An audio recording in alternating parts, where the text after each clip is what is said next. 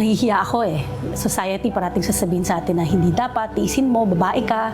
Plus, mahal ko yung asawa ko. Hindi yun nawala sa akin. Until kahit nung humiwalay na ako sa kanya physically, iniisip ko pa rin na baka sakaling maayos ko pa to.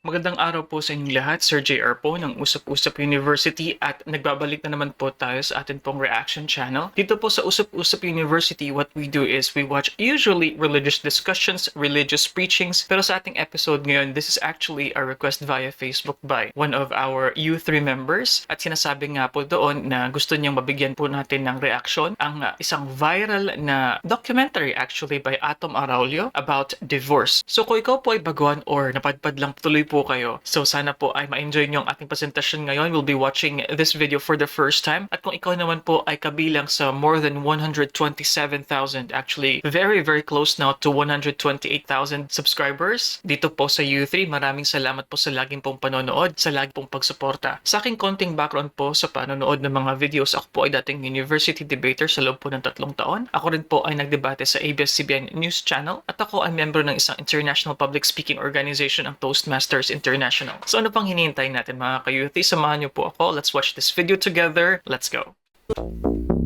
Ibinahagi ng ilang sawi sa buhay may asawa ang kanilang naging mapait daw na karanasan. Inihain uli sa Kongreso ang panukalang magkaroon ng diborsyo. The dignity of the Pero patuloy ang tinututulan ng ilang mga grupo. sabi, mag-tiis ka, mag-usap ka, dahil kagustuhan niya. May ipapakita ako sa inyo. Mapa ito ng mundo. Ito ang mga lugar kung saan pwedeng magpakasal. Ito naman ang mga lugar kung saan merong divorce. Tama. Sa buong mundo, Pilipinas na lamang ang bansa kung saan walang diborsyo. Ikinararangal o ikinayayamot yan. Depende kung sino ang tatanungin. Kami lang naman na nangangailangan ng divorce ang humihingi. Kung ano yung original na plano ng Diyos, ay huwag naman natin sirain. Pero mapapaisip ka nga, sa usapin ng diborsyo, sino ba ang makatwiran?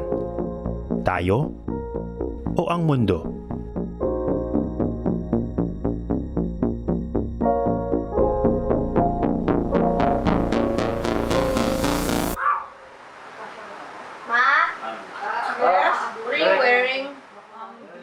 Ito si Ann, isang writer, nanay, at masigasig na biker. Co-founder siya ng grupong Bikers United Movement.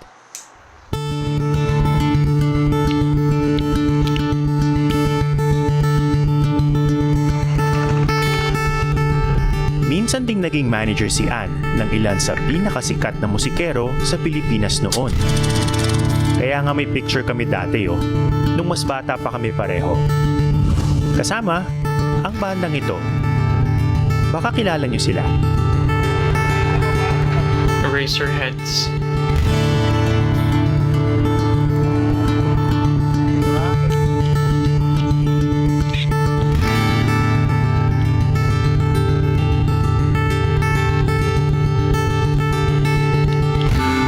Pero marami nang nagbago mula nung panahong iyon. Ngayong araw, magbibigay ng seminar si Ann sa ilang kababaihan sa kanilang barangay. Ayan. Salamat po na na buo natin itong Tungkol ito sa kanyang karanasan bilang biktima ng domestic violence. Nagsimula kasi yung abuse ko ng mga maliliit na salita lang. Tatawagin lang ako ng mga mga bobo or yung medyo kaya pa. Yes, verbal muna. Tapos lumala siya ng lumala until nasampal na ako, until nasipa na ako, tapos nabubugbog na ako, yung ganon. Tapos nailipat din sa mga bata. So yung mga anak ko rin, naranasan to, all 5 of them. Ano yung mga pinaka malalang naranasan mo noong panahon na yun? this is probably one of the toughest questions mga ka-youthie ko. Ikaw po ay isang journalist. Yung pagtatanong po ng mga honest na very difficult questions about privacy, about personal issues. Imagine asking someone ano yung pinakamalala na na-experience mo, ano, na karahasan. You know, the problem with these kinds of questions that deep dives into your trauma is syempre na re-relieve mo. Parang naaalala mo ulit yung mga kasamaan at karahasan na experience mo. So first, props to this woman right here for being so strong to admit and openly discuss about it. It's very, very tough. Isa din po siguro yan sa mga issues kung bakit ang dami pong mga kasalanan, mga krimen ang hindi po nabibigyan ng karampatang parusa dahil nga po yung mga biktima, they would choose not to say anything about it or they just chose to be silent about it. Meron na isang time na nasa kalsada kami. Tapos nagde-drive ako ng sasakyan, naharang niya ako, pinababa niya ako sa sasakyan, tapos nabubog ako sa kalsada. Mga midnight yun or past midnight. Tapos isang time naman, dumating siya, I think lasing, hindi ko na maalala. Tapos right doon sa living room namin, nakaupo ako sa floor, nahaltak ako sa buhok ko, naladkad ako all the way to the room. Tapos linak yung pintuan, pero meron kaming terrace that leads to yung kwarto rin ng mga bata. So, yun naalala ko yun na sobrang painful sa akin yun na nakita ko yung daughter ko na nandun sa terrace, tapos umiiyak siya, tapos sinasabi niya, Papa, stop. Nagtiis si Ann sa mahabang panahon. Kahit naging bangungot na para sa kanya ang buhay mag-asawa. Maraming may alam tungkol sa abuse ko, pero tumatahimik ako sa mga malalapit na tao sa buhay ko. Hindi ko nakukwento sa magulang ko, hindi ko nakukwento sa mga kaibigan ko, kahit parati ko sila nakakausap kasi tinatago. Nahihiya ako eh. Society parating sasabihin sa atin na hindi dapat, tiisin mo, babae ka. Plus, mahal ko yung asawa ko. Hindi yun nawala sa akin. Until kahit nung humiwalay na ako sa kanya physically, iniisip ko pa rin na baka sakaling maayos ko pa to. Until natauhan na ako na mukhang hindi na talaga. Na-realize ko na may mali somehow na hindi patas to, hindi patas sa amin, hindi rin okay sa mga bata. Sobra na silang apektado. So nagdesisyon na ako na umalis na ako sa marriage. You know, what is interesting here is na-mention niya nga po na hindi ito patas sa mga bata. Well, a lot of mothers would say na they are staying together for the kids. No, yun po yung isa sa mga rason. Hindi ko ma-imagine yung buhay ko pag wala yung aking bana. Bana po, ibig sabihin asawang lalaki. Siguro, this is for situations na kung saan provider po yung lalaki. Pero kahit na, meron pa rin po mga sitwasyon na kung saan hindi po provider ang lalaki. Yung nanay na nga yung breadwinner at yung nanay pa ang nabubugbog. Ang nanay pa ang sasaktan. At yung thinking ng iba dyan, ng mga conservative na mga nanay, magiging matatag ako para sa mga bata. But they have not realized na ang trauma, ang pain din po na na-experience ng mga bata under po sa isang poder na may karahasan, sa isang poder na may alkoholismo or drug addiction, it's terrible. Ang mga bata po ay nagkakasugat, no, emotionally, morally, even spiritually, mga ka-youth3. So with the journalist's answer here, it really shows to me na hindi niya nakalimutan yung role niya na maging isang responsableng magulang na iniisip ang kapakanan ng kanyang mga anak. Ang abuso, walang pinipiling edad. Ngayon, naging panata na ni Ann ang tumulong sa ibang nakararanas ng domestic abuse.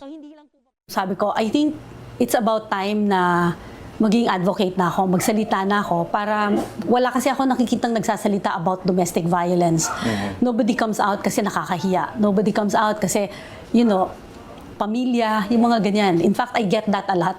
I get messages from my family, from my, my relatives who say na I should better stop talking about it. Pero sabi ko, I keep on telling them na, alam mo, ito na yung mission ko sa buhay. Society. Alam ni Ann kung gaano kahalaga ang pagbabahagi ng kanyang kwento. I stayed in my marriage for 18 years. Kung meron lang na nakapagkwento sa akin, the way nagkukwento ko sa mga kababaihan, kalalakihan at mga kabataan, siguro hindi umabot ng 18 years. Naglakas loob magsalita ang isang nanay sa seminar. Isang taon ng byuda, ngunit sariwa pa rin sa kanyang isip ang mga sugat ng nakaraan. Lahat yung mga sinabi niya na lahat yung naranasan ko, baka mas higit pa. mahigit 40 years, araw-araw. Pag nakainom siya, mumurahin ako.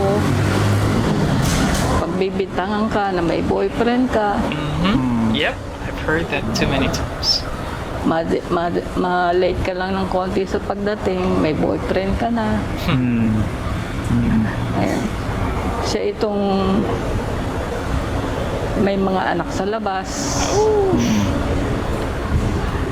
Siguro takot lang siya sa mga ginawa niya.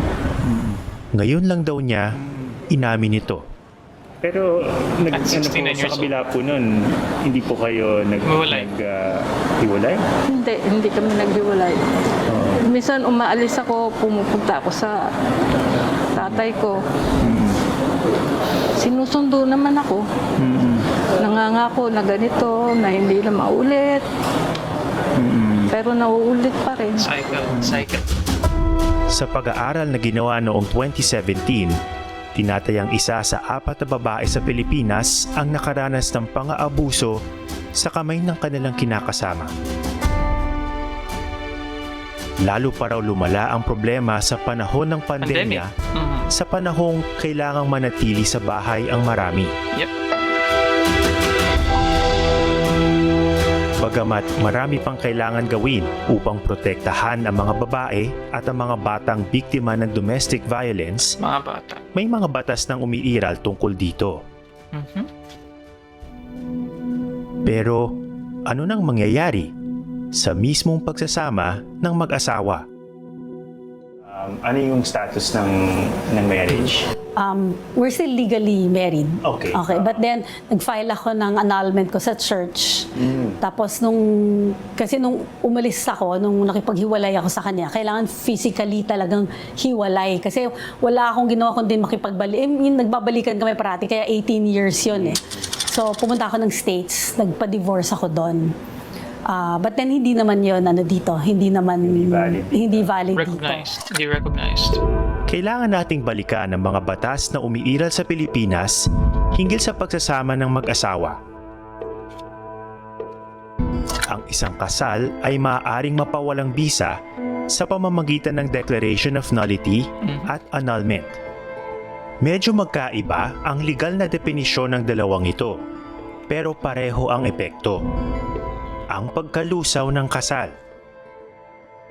Dissolution. Kabilang sa mga dahilan para madeklarang null and void ang kasal ay kung minor de edad ang isa o parehong panig sa araw ng kasal. Bigamous o polygamous ang pagsasama, incestuous relationships, at yung tinatawag na psychological incapacity. Yep. Most common. Pwede namang humingi ng annulment kung mapapatunayang pre-existing o nariyan na ang alinman sa mga sumusunod na kondisyon sa araw ng kasal. Insanity o matinding sakit sa pag-iisip, panloloko para magpakasal, pamimilit na magpakasal, impotence, o sexually transmitted disease.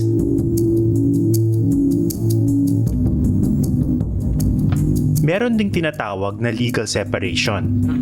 Sa ilalim nito, pwede nang manirahan ng magkahiwalay ang mag-asawa at maaari ding paghatian ang kanilang ari-arian. Yun nga lang, nananatili silang kasal. Iba pa ang tinatawag na church annulment na hinihiling naman sa simbahan. Sinubukan daw ni Ann mag-file ng annulment sa korte, pero masyadong mahirap at mahal pa ang proseso. Yep. Ang daming mga requirements na hindi ko ma-comply. Tapos nasa ibang lugar ako nakatira, pag lumipat ako, kailangan ko ulit mag-refile. So iba na namang proseso.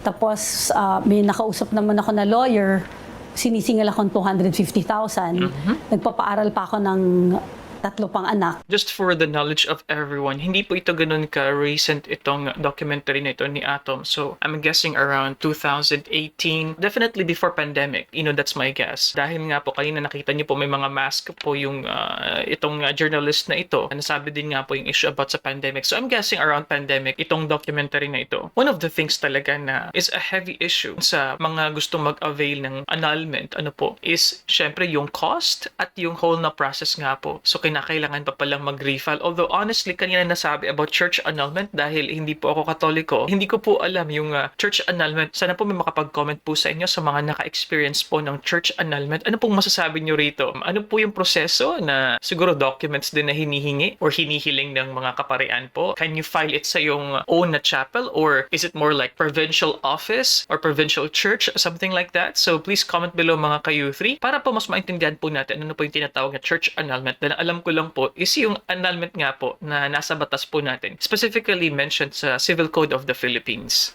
So sabi ko, dito ko na lang ilagay sa pag-aaral nila. Pangkaraniwan na ang mga kwento ng mga naghain ng annulment na inaabot ng taon at nasa ilang daang piso rin ang halaga. That is true. Dahil dyan, ilan lamang sa mga naghihiwalay na mag-asawa ang pinipiling dumaan sa prosesong ito. That is true. So in short mga ka-U3, dahil pahirapan or at least merong financial na burden yung kaakibat po ng pagpa-file nga ng annulment. So ibig sabihin, mas marami pa rin sa atin ang kahit na hiwalay na, kasado pa rin dahil nga po ang ating batas ay meron pong tinatawag na legal separation. Yun po yung isa din po sa pwede mong i-file para po makapag-separate kayo. Yung sa sinabi nga sa previous na reaction video po natin ni Congressman Lagman, yung bed and board. Kung saan ka natutulog, saan ka nagsistay, pwede kayong mag-separate. Pero yun nga po, sa mata pa rin ng ating batas, kasado pa rin po. Pahirapan po ang pag-remarry, especially kapag may nangyayaring kalokohan. Not pre-existing hindi before ng marriage, kundi after na naging mag-asawa na po ang dalawang spouse. Doon po hindi naging appropriate at responsive ang ating mga batas dahil karamihan po sa kalokohan na nangyayari, hindi lamang po sa mga kalalakihan, pati na rin po sa kababaihan, ay nangyayari pagkatapos na sila ay kasal na. But I think what is really sad is... Ayon sa law expert na si Attorney Soledad de Riquito Mawis, hindi madali ang proseso ng pagpapawalang bisa ng kasal dahil tungkulin din ng Estado na pangalagaan ng pamilya bilang pundasyon ng lipunan. That is true. Dahil nga ang proteksyon ay afforded sa pamilya at para nga magbigyan ng kaganapan yung sinasabing marriage is an inviolable social institution. Pag-file mo sa korte niyan, syempre, ikaw ang kailangan mag-prove, okay, na may ground para nga tapusin na tong marriage na to, declare it null and void or have it annulled or legally separate kayo. Ang problema, kinikilala lamang ng annulment ang mga dahilang nariyan na sa mismong araw ng kasal. At hindi ang mga problemang maaaring lumitaw sa gitna ng pagsasama. Exactly. As far as void and voidable marriages are concerned, you have to go back on day one and prove the grounds existed at the time you exchange I-do's. Dito na iiba ang diborsyo. Kinikilala nito na naganap ang isang kasal pero maaaring hindi na dapat magpatuloy pa. Sa buong mundo, bukod sa city-state ng Vatican kung saan naroon ang Santo Papa, Pilipinas na lamang ang walang divorce law. Pero may maliit na pagbubukod o exception. May diborsyo kasi ang mga kapatid nating Muslim, sang-ayon sa Sharia law. Dapat na rin ba itong matamasa ng ibang Pilipino? Habang kausap namin si Attorney Mawis, isang babae ang dumating sa kanyang opisina para magpakonsulta. Good afternoon po, Attorney. Gustong itago ni Grace ang kanyang pagkakakilanlan. Narito siya upang sumangguni. Abusado at babaero daw kasi ang kanyang asawa. Ano ang dahilan kung bakit kayo naghiwalay ng asawa mo? Actually, marami pong reason. Isa po doon, yung napagbuhatan na po ako ng kamay. And then, yung pong may nahuhuli na po kasi ako sa kanya na mga text messages na sa babae. Doon sa pagbubuhat niya ng kamay sa'yo, sa paghihiwalay ninyo at saka sa kanyang marital infidelity, no? Ano ang naging impact nito sa'yo? Siyempre, medyo naging emotional ako, attorney, kasi bakit ba tayo nag-aasawa, di ba? We want to spend our life with someone. Happy. Na alam natin na makakasama natin tumanda, yung ganyan, through thick and thin, ganyan. Pero na-realize ko kasi na people can be deceiving. And people can change. And people do change. These two people na pinagsama po ng kasal ay totally strangers. You don't know each other very well. Kaya po hindi po ako nagtataka for others na they would choose to be single. They would choose to not be married because of these fears, mga ka-U3. And rightfully so. Ang isa po kasi sa mga issues dyan is sa pagiging unresponsive ng ating mga batas. I believe I have mentioned this, mga ka-U3, sa ating past na video reactions still about divorce. I think I've heard this from the late Senator Miriam Santiago. Ang sabi niya is, why would the state force you to stay together kahit na ang dalawang spouse nga ay ayaw nang magsama o hindi na dapat pang magsama? Yun ang maalala ko from the late Senator, and it really makes sense. Na message. Ayon sa abogado, pwedeng maghain si Grace ng petition for nullity of marriage sa basihan ng psychological incapacity. Yep.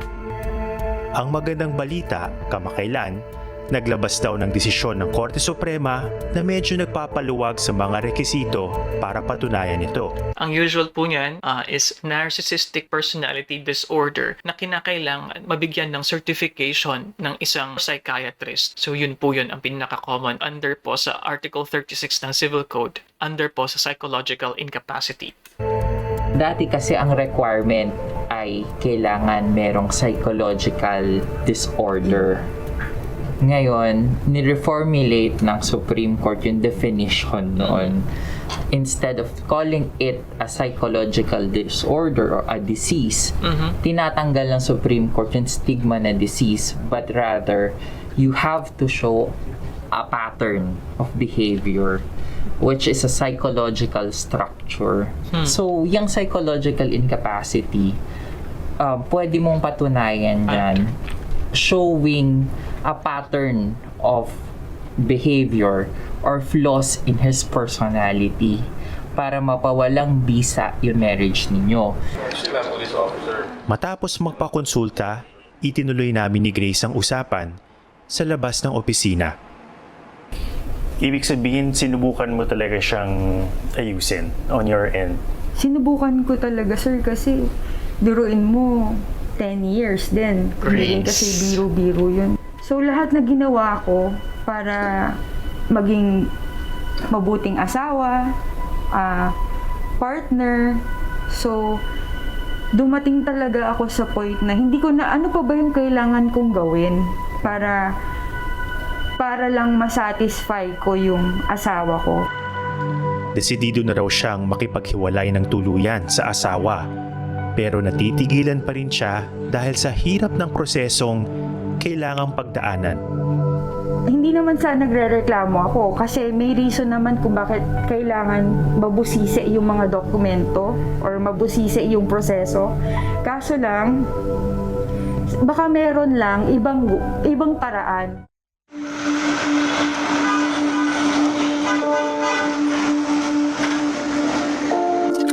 Makailang ulit na ring sinubukang ipasa ang divorce bill sa Kongreso at Senado. Pumasa ito sa third and final reading noong 2018 pero hindi pa nakakalusot sa Senado. So mga ka-U3, alam nyo na. Ay, nako.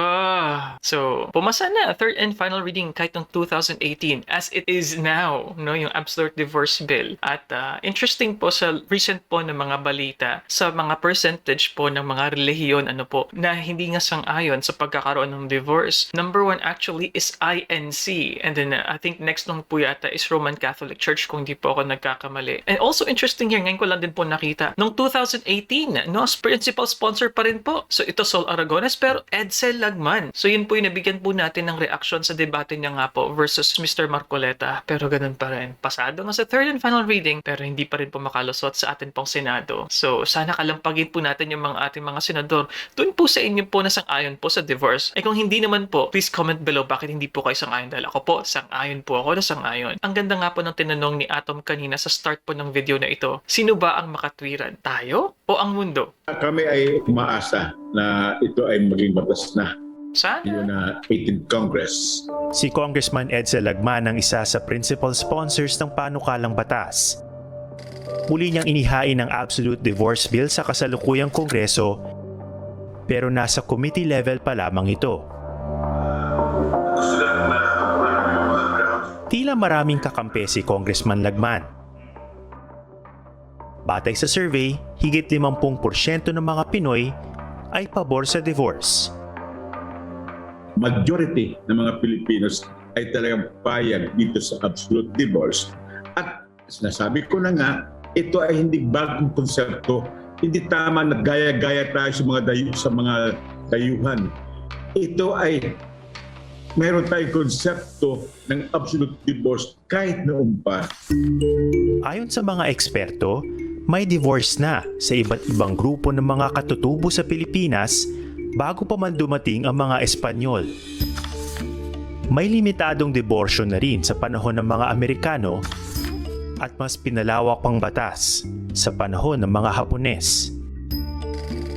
Sa panukala ni Congressman Lagman, pwedeng maging batayan ng absolute divorce ang alinman sa mga batayan para sa legal separation, gaya ng pisikal na pang-aabuso at sexual infidelity o pangangaliwa.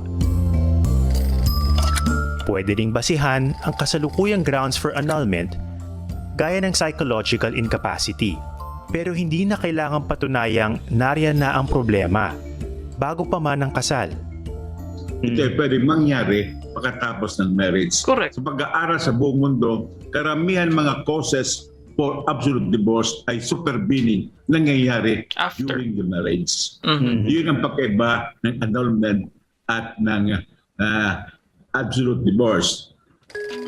At syempre, katulad nga po na na-mention ko kanina, ang dami pong hindi lang kalokohan, ano po. Pero yung pagbabago ng isang tao, hindi mo kasi ma-assure na he's very kind to you from start to finish. Ayan. So sinasabi ko po ba na kapag meron pong isang problema, malit na problema, is divorce agad? Hindi naman po ganun. Tandaan po natin, this is just but an option for people. Eh kung maganda naman yung pagsasama ninyo, this is not for you, sabi nga ni Mr. Lagman. The law is an option for others na talaga po nahihirapan, nakaka-experience ng karahasan, and as I mentioned, liban pa po sa abuso na na-experience ng isang, for example, babae, dahil karamihan po mga kababaihan po ang mas nahihirapan po dito. Liban pa sa physical abuse na sinasaktan sila, liban pa sa mental, sa emotional, liban pa sa mga bata na apektuhan, ang ilan po sa mga karahasan ito ay nag-e-escalate na hanggang mamatay pa ang mga kababaihan. Ito po ay proteksyon, at ang karahasan po sa mga kababaihan, mga ka-youth, ay hindi po pwede nating ikibit-balikat o hayaan na lamang.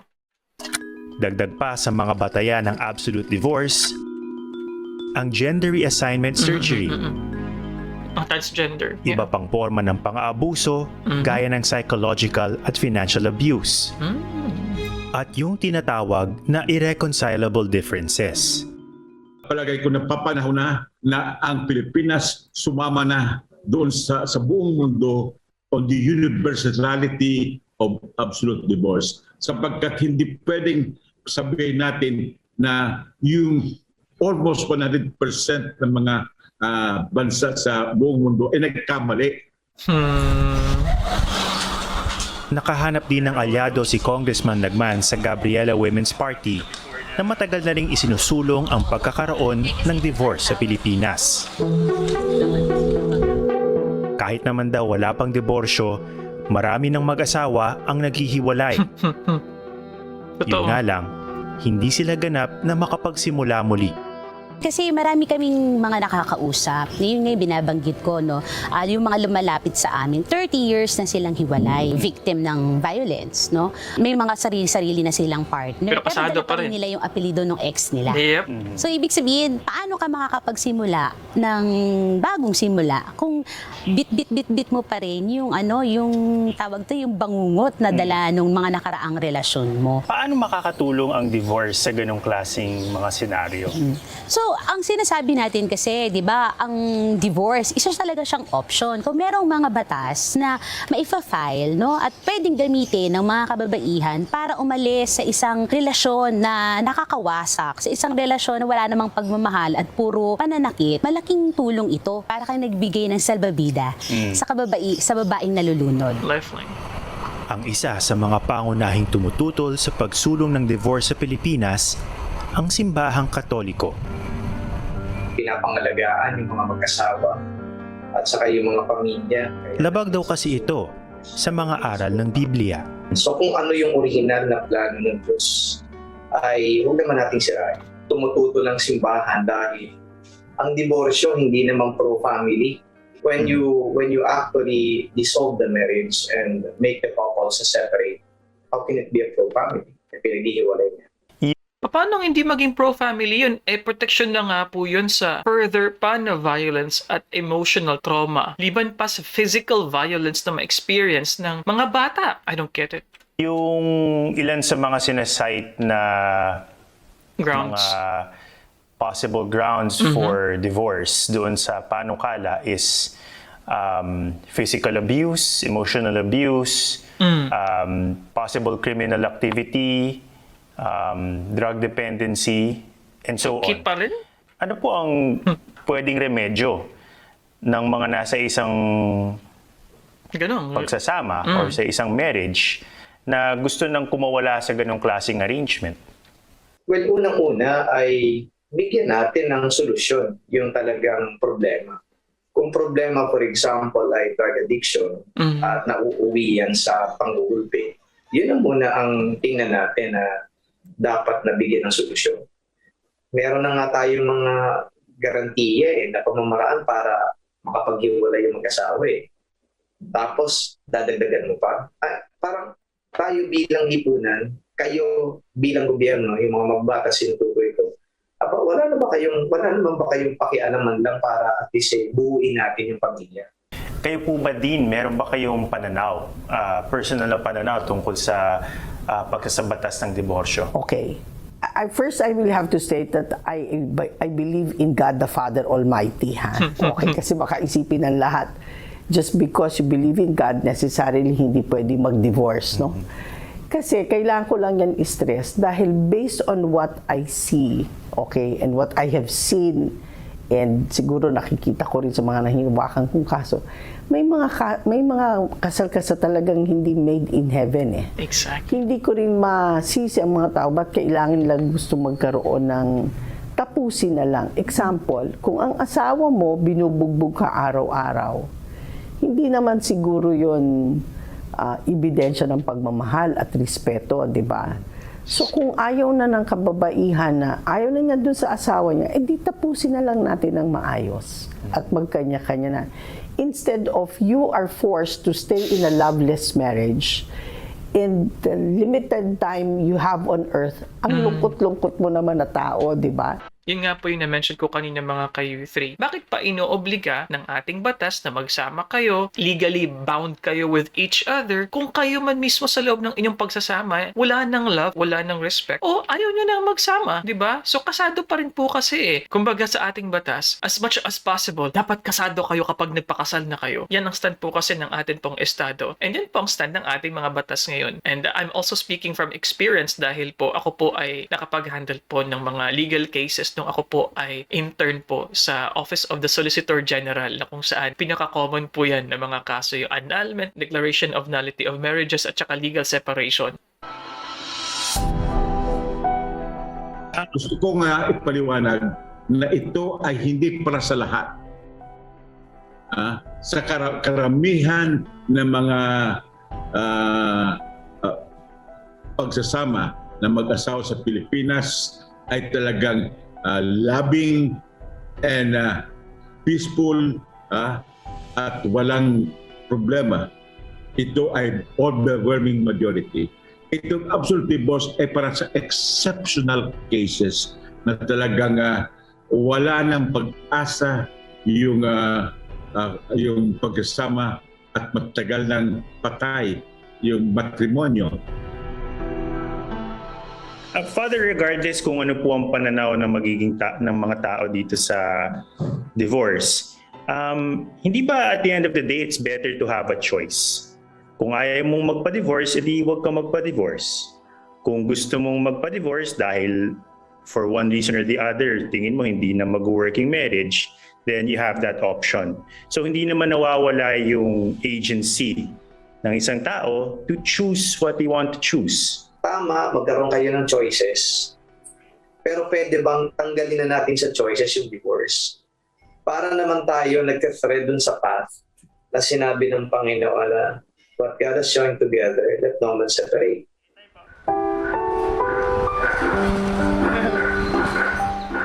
Sa huli, pinakamahalagang pakinggan ng boses ng mga taong may aktwal na karanasan sa isang di malusog na pagsasama. I like that swipe by Atom Araulio here. And gusto ko lang din po na i-mention na karamihan po sa mga bagay na pampamilya, maraming say yung mga tao na never pang nagkapamilya. Walang karanasan, mga single, mga bachelor, 'di ba? Wala naman mga actual na spouse. So, madali po kasing mag-speculate, madaling mag-imagine ng mga bagay-bagay, pero hindi po madali yung actual po na karanasan. Sa pagsasama, kahirapan po ng pag-try ng pag-patch up ng differences and similarities ninyo. So that was really nicely put by Mr. Araulio here. Para kay Ann, isa sa pinakamagandang desisyon na kanyang ginawa ang makipaghiwalay sa kanyang asawa. Yung mga anak ko na yung nagmamakaawa sa akin na maghiwalay na kami. Kasi hindi na talaga mabuti. Naapektuhan na ako, naapektuhan yung mga anak ko, apektado rin yung ex-husband ko. So better na tong kanya-kanyang buhay na kami. He's doing better, ako okay na rin ako, yung mga anak ko winner na rin. Hiling niya, lawakan ng iba ang kanilang isip tungkol sa issue. Hindi naman natin sinasabing makipag-divorce sila eh. 'Di ba? Kami lang naman na nangangailangan ng divorce ang humihingi. In fact, ako, I love it when people get married. I support it. Kung kaya pang ayusin, sasabihin ko mag-counseling kayo, kung mausap kayo ng elder, kung mausap kayo ng pare. Hindi ko alam kung sino yung rene-respeto ninyo. Kung talagang hindi na kaya, then last option na natin tong divorce. Like me, last option ko na to. I tried. 18 years naman yung pinanindigan ko tong marriage na to. But talagang it didn't work and it was really bad. Tingin ni Ann, paraan din ng diborsyo upang kilalanin na nagkakamali ang mga tao sa isang relasyon. At minsan, ang pinakamainam gawin ay tapusin na lamang ito ng maayos. Pag sinabi mong annul, ibig sabihin walang nangyaring marriage. Ano ba yung totoong nangyari? Ang totoo, kinasal kami, nagkaanak kami, nagkabuhay kami ng 18 years together, pero hindi na pwede. Kaysa sasabihin mong, anal to, wala palang nangyaring kasal. Di ba? Parang medyo may lie dun sa likod na yun. Oo, parang hindi siya totoo. Parang hindi siya totoo eh. So magpakatotoo tayo, yun lang naman eh, in everything.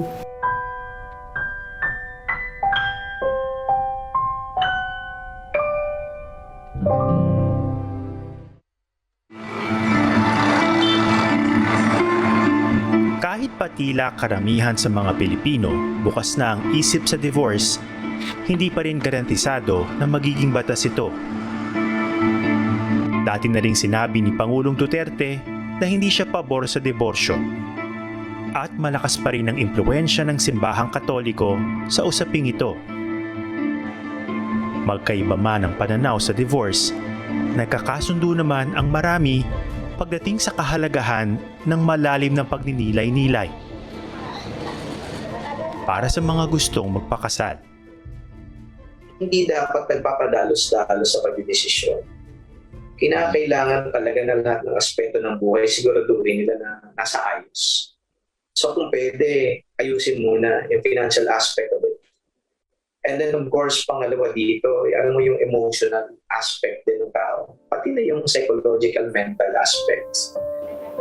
It's very important for couples na ikakasal na to get counseling first. Yung practical na counseling for maybe a couple na dumaan na rin sa maraming challenges sa buhay.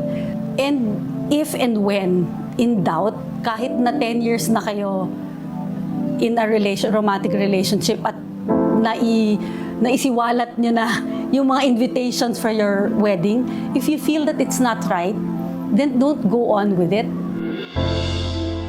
Hindi batasang magtatakda kung magmamahalan o maghihiwalay ang mag-asawa.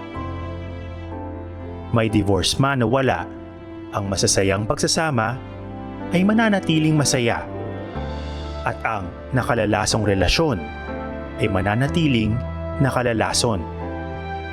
Ang tanong ngayon, kung hindi para sa iyo ang diborsyo, bakit ito ipagkakait sa iba? Lahat naman tayo may karapatang maging masaya at malaya.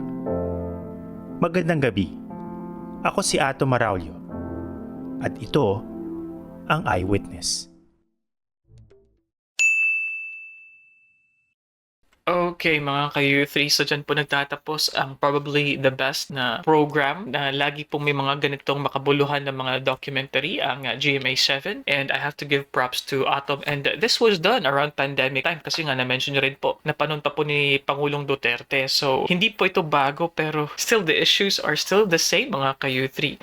So, 2018, pumasa na sa third and final reading pero hindi pa rin maaprobahan ng ating Senado. Ako po ay pabor po sa divorce dahil po sa mga cases na akin pong na-encounter nung ako po ay naging intern nga po sa Office of the Solicitor General. Ang Office of the Solicitor General or OSG po, yan po yung law office ng ating bansa at sila po yung nagtatanggol at nagsasabi na ang pagkakaroon nga po ng marriage, it's an inviolable social institution. Kaya pinoprotektahan po talaga ng ating estado. And makikita po natin ang values, ang priority ng isang estado base po sa mga quality ng batas na atin pong nagagawa at reflection nga po yan ng ating mga churches in general na anti-divorce po. Ang maganda nga yung tanong ni Mr. Araulio. So, sa buong mundo, Amerika, kung saan may protestantismo, sa Espanya kung saan natin nakuha ang Roman Catholicism, ang mga bansa na po yan. At lahat ng mga bansa ay meron pong divorce. Lahat tayo na lamang po ang wala sa Pilipinas. So, should it be a source of national pride para sa atin mga ka-U3? Are we saying that we are smarter and we are more religious, more rational, more logical than these all other countries? Logical ba ang pag-iisip na once nagsama kayo, dapat pagtiisan ninyo, hindi lamang ng asawa, kundi pati din ng bana, yung asawang lalaki, na magstay kayo forever dahil yan ay lifelong commitment ninyo at wala nang pwedeng mangyaring pagbabago sa inyong pagmamahalan forever. Dapat steady lang yan at kahit anong kalokohan ang mangyari, kahit anong karasan ang mangyari, dapat magstay together pa rin kayo dahil iyan ay inyong pinagsumpaan. According ba sa Biblia, ang pagsasama ba ay absoluto na wala talagang pagpapatid ng pagsasama? Ay nako, ang mga issues na yan mga ka-U3,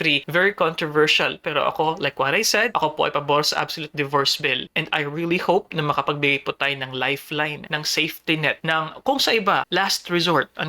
For others, they waited 18 years. Others waited 10 years. Pero it's really not working. So ano pong comment niyo dyan mga ka-U3? Mainit po ang topic na ito ngayon. That's why meron po tayong tema. Naging theme po natin yan for the past couple of video reaction episodes patungkol po sa diborsyo. So ilalagay po natin ang ating divorce playlist po. Diyan po sa link po sa baba. And of course, ilalagay din po natin yan dito po sa atin pong playlist dito po sa right side. So kung kayo po ay baguhan, visitors po kayo ng U3, tuloy po kayo. Katulad po ng sinabi ko, if you don't like this video, marami pa po kayong pwedeng i-enjoy ng mga video reactions po natin. We always try our best to make sensible reaction videos, mga issues po na kumukompronta sa atin pong lipunan. As a support mga ka-U3, please click subscribe or please click thumbs up if you like these kinds of contents. And as always, maraming salamat po sa panonood. I'll see you guys next time. Peace. Bye-bye.